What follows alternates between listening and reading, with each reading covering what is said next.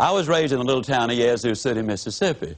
Now, I know that a lot of folks go around the country trying to impress people by claiming to be from Yazoo City. But I really am. Now, when I was a boy, during the Depression, we lived next door to some rich folks. I knew they were rich for two reasons. Number one, they had a cook. Number two, the cook had something to cook. And during the Depression, that was a sure sign of wealth. I was over there for lunch one day, as I tried to be every day. And now, don't misunderstand that. Even though there was a depression on, we certainly had plenty to eat at my house. I know we had plenty because if they ever passed my place for seconds, they'd always tell me, no, you've had plenty. So I know we had plenty. Now, the cook brought the biscuits out, and this is not an exaggeration. Those biscuits were not as thick as my wristwatch. And I looked at her for a moment. I said, Maud, what in the world happened to your biscuits? She reared back, gave a big old tummy laugh, and said, well, I'll tell you about those biscuits. She said they squatted to rise. But she said they just got cooked in the squat. You know anybody that's getting cooked in the squat?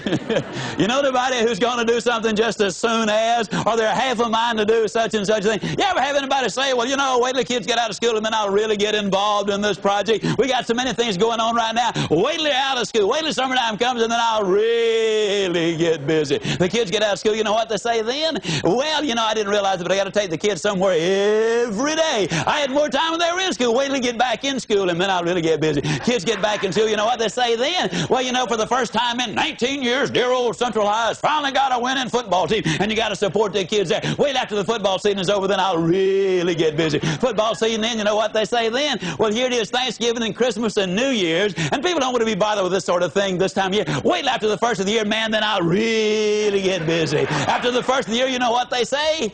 Well, it's the weather. Did you ever see weather like this in Chicago or San Francisco or Dallas or wherever? Wait till the weather settles down, and then I'll really get busy. Oh, I know what you're thinking. You're thinking I've lost interest in it, but that's not the way I do things. Let me tell you the way I do things now. Here's the way I am. See, this is just the way I do it.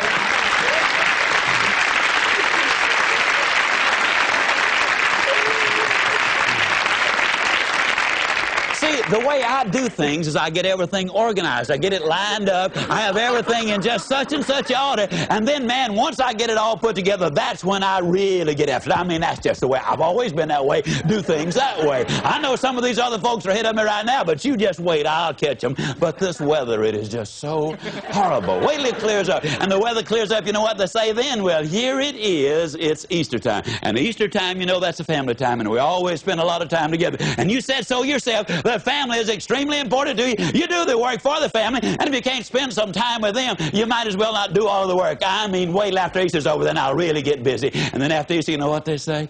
At long last, we've got some beautiful weather. And I haven't hit a golf ball or wet a hook and I don't know when. Man, I got to have some R&R. I got to have some rest and relaxation. And you know, you said you can't work all the time. I mean, an individual needs some time with themselves. Wait till I relax a little bit, and man, then I'll really get after it.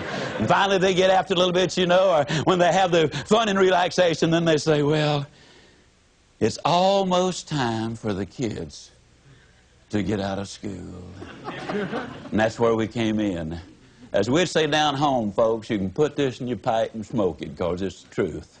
The people who wait for Aunt Matilda to move out, or John to get on the day shift, or the new models to come out, or the new mayor to come in, or for the new advertising campaign to get started. The people who wait on the new senator in Washington, or until inflation slows or the rate of interest come down. The people who wait for changes to take place out there before they do the changing in here are flat going to end up getting cooked in the squat.